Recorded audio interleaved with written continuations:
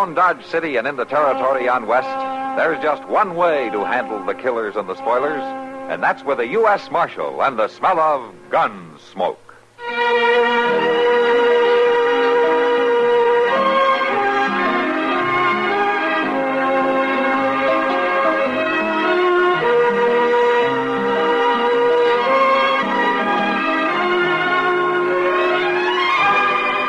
Gunsmoke, starring William Conrad. The story of the violence that moved west with young America. And the story of a man who moved with it. I'm that man. Matt Dillon, United States Marshal. The first man they look for and the last they want to meet.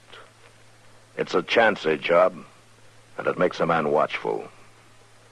And a little lonely.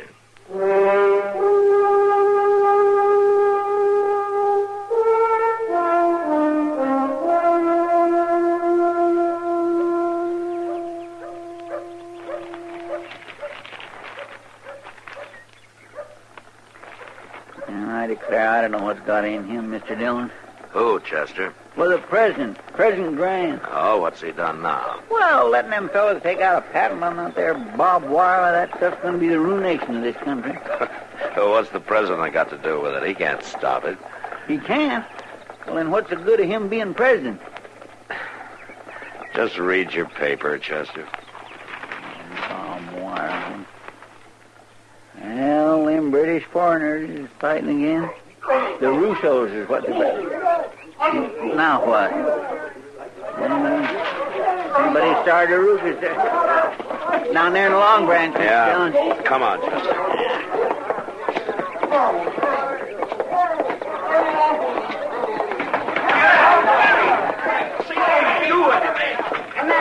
Matt, Kelly and Ambrose. Stop them. All right, Kitty. All right, come on, hold it. Get him off me, Marshal. Get him off. Take hold of the other one, Chester, will you? All right, now, Ambrose. Get up from there. All right, son. Come on, get on your feet. All right. Come on. All right, you don't have to bring on. Now, what's this all about, Ambrose? I thought you and Cully were friends. I did too, Marshal, but not no more. Well, what started it? I was only joking, but Cully can't even take a joke. Well, next time I won't use my fists, Ambrose. Like I'm wearing a gun. You wait. Not in Dodge, you won't. The next time I catch you two fighting, either one of you, I'll show you the inside of the jail. You want to shake hands? What for? I had a belly full of his crazy temper. I'm good and through. Well, what about that, Cully? Well, what about it, Marshal? Come on over to the bar, Matt. I'll buy you a drink for keeping my place from being smashed. Okay, Kitty, that sounds like fair payment. You too, Chester. Oh, well, thank you, Miss Kitty. I don't know what got into that Cully Tate lately. He was always polite as could be when he used to come into town with his mother. His mother's dead 3-4 years now. Mm-hmm. Look, now he's at the bar ordering a drink. I think maybe I'll have a talk with him, Kitty. Maybe I can find out what's wrong. Yeah, sure, Matt.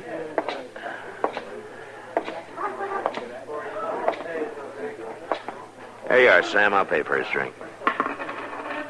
Well, what's that for? Well, for almost breaking your arm, you said. Go on, drink it. Sure. Thanks. You know, when a man's old enough to drink hard liquor, he's old enough to get in trouble, Cully. Now, what was it about? Well, it's personal. Oh, it always is. Until it's a public fight. And it's my business. Yeah, he said something about my old man.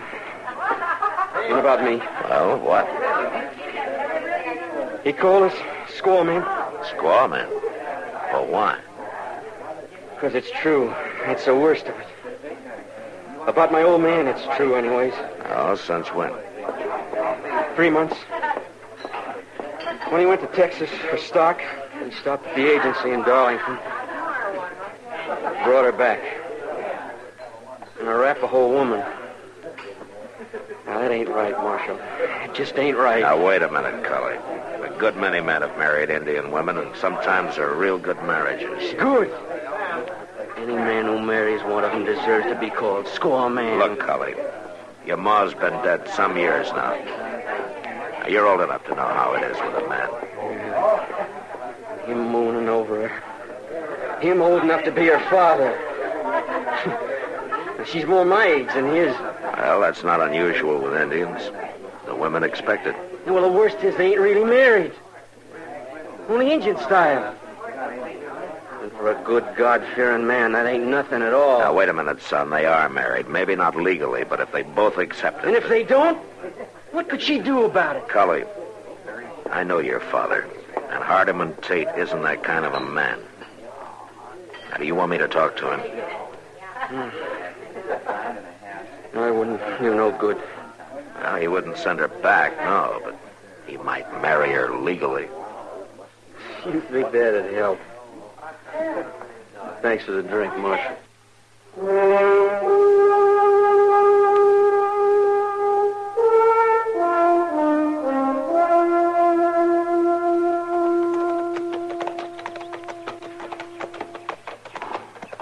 Well, at least you picked a nice day to ride this far. Getting on spring. Looks like good grass this year. Yeah, we've had some rain. Nice barn they got up there, ain't it? Mm-hmm. House ain't much so. Mr. Dillon, I disremember Miss Tate. What was she like? Now, Chester, she came from a long line of Puritan ministers, and she never let you forget it. It's sort of a deliverance for Mr. Tate then, wasn't it? You might say so, yeah. Seems like a mighty big jump, though, to a Arapaho squaw. That does, doesn't it?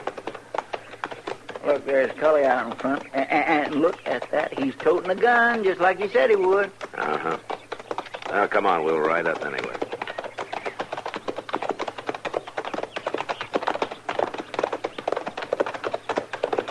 Well, Marshal. Cully? So you decided to come anyway. Yeah, that's right. Your father here? Inside, with her. You go on and talk to him if you want. I got chores to do.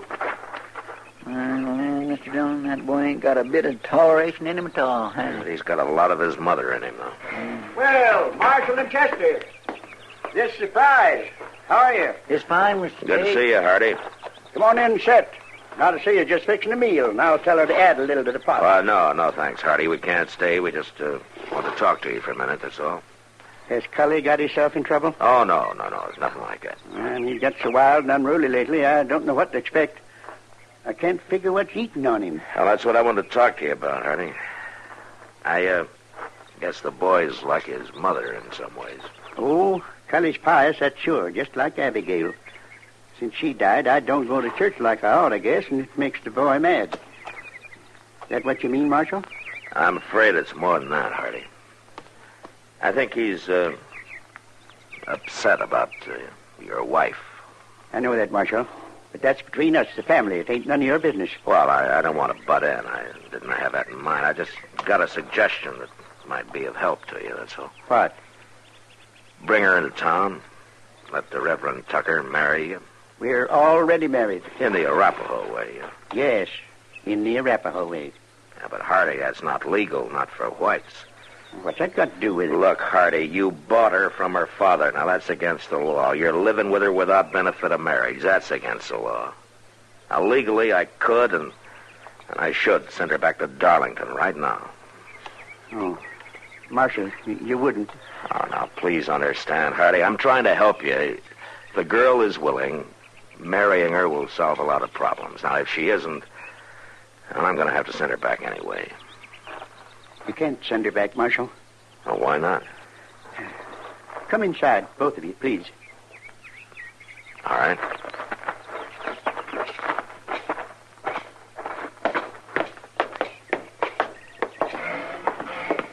Now to see her. Yes? Come. Man, she's awful pretty, Mr. Dillon. Yeah. This is my wife, Nadesia. Little dear woman. This is Marshal Dillon and Chester Proudfoot. How do you do, ma'am? Glad to know you, Miss Tate. Yes. Glad. She don't know much English, and I don't speak Arapaho very good, but we're both of us learning little by little. You come eat? Well, no thanks, Miss Tate. We got to get on back to Dodge. I cook. Good. Yes, ma'am, I bet you do. Miss Tate, I'd like to ask you a question. Do you like it here Do you want to stay here with him? I like here. I stay. My husband. All right, now to see you. You go back to the kitchen. Your friends. Come more? Well, sure. We'll be back. You bet. Goodbye, Miss Tate. Yes. Yeah, you see what I mean? Yeah. She's everything a man could want. You sound pretty happy, Hardy. I never knew the meaning of that word before. Oh, I don't mean no disrespect to Cully's mother, but... Oh, no, I understand. You won't send her back? Look, Hardy, it'd still be better if you came to town and let the Reverend marry you. All right, Marshal. If you'll arrange it, we'll come in Saturday. Well, good. Tell you what, we might even have a party after the wedding, huh? By jing, that's a good idea. Hey, by golly, she'd like that, I bet. Thank you, Marshal. Sure. Goodbye, Hardy. Goodbye. We'll see you Saturday. Bye. Well, now, wasn't that a surprise? For a little thing like that, and them so happy and all. Why, it wasn't nothing like I'd thought to hear Cully talk, was it, Mr. Dillon? No, it wasn't, Chester. You want to know something? That's kind of what bothers me.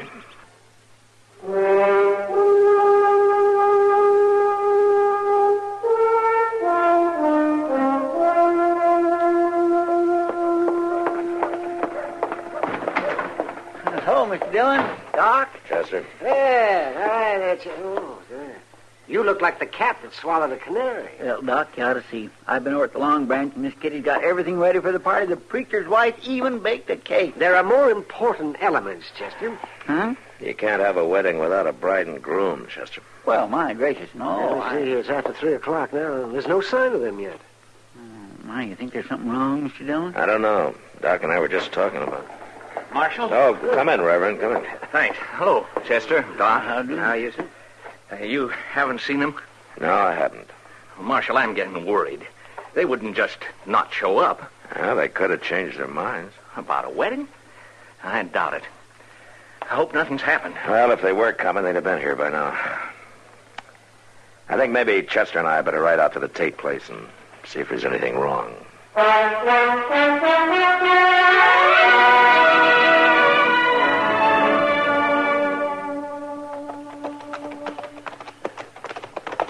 All right, hold it, Chester.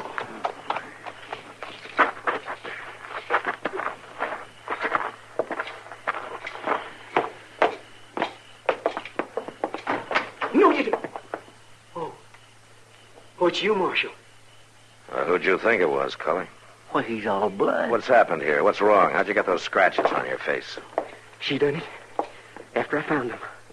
She tried to kill me, Marshal. What? Just like she killed Pa When did this happen? this morning, just before they was to leave for town. Why didn't you come and tell me about it?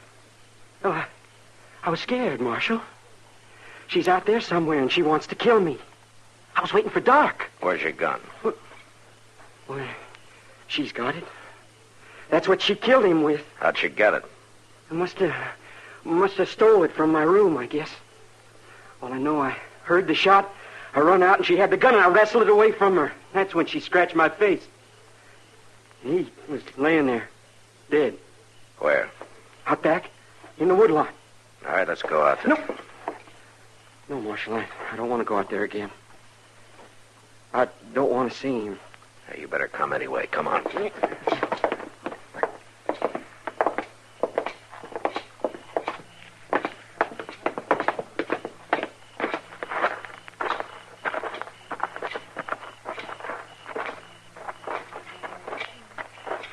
Look, there's a fire.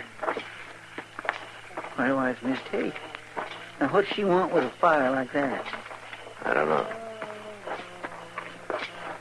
Mr. Dillon, looks like she's praying. It's a death song, Chester. It's an Arapaho song of mourning. Oh, but I don't see... Up above, Chester, in the tree there. Well, she's giving him a regular Indian burial. Marshal! You stay right with us, Cully.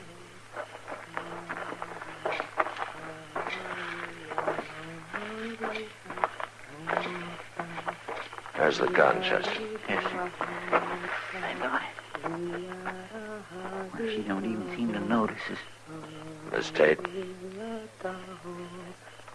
Miss Tate? Dead. Dead. My husband. Mr. Dillon, look. Yeah, I see. You got something for a bandage, Chester. What is it? What's the matter? You got Miss Tate? Miss Tate! Here, give me that knife. Give it to me. Chester? Yes, sir. Here now, Miss Tate, you just said. Dead. My husband. Yes, ma'am. Cully, What? I want to ask you about those scratches on your face, Cully. Weren't they made before and not after your father died? What? And when she scratched you, she was probably screaming, wasn't she? No. And your father heard and he Marshal. came running to find out what you were trying to do, and you shot him. You're wrong. All right, maybe it was You're wrong, self-defense. Marshal. Maybe he would have killed you or hurt you bad, but you shot him first, didn't you? No. No. Well, a young girl like that with an old man, that ain't natural. She hated him. No, she didn't hate him. She loved him. She could never have loved you. That ain't true. Yes, it is. Because an Arapaho woman doesn't mourn a husband she doesn't love. And if she didn't love him, she wouldn't have cut off 2 of her fingers. As soon as we get her bandaged up, we'll take you into Dodge. I only meant to show him that she was no good. To show him how wrong it was. So I meant. Do you believe that, Mr. Dillon? No, Chester. But I think maybe he does.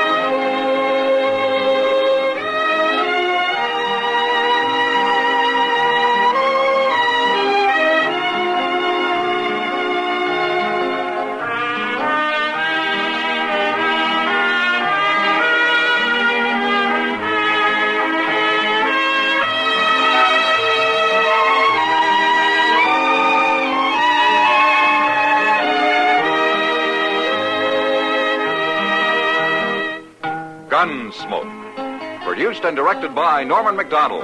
Stars William Conrad as Matt Dillon, U.S. Marshal.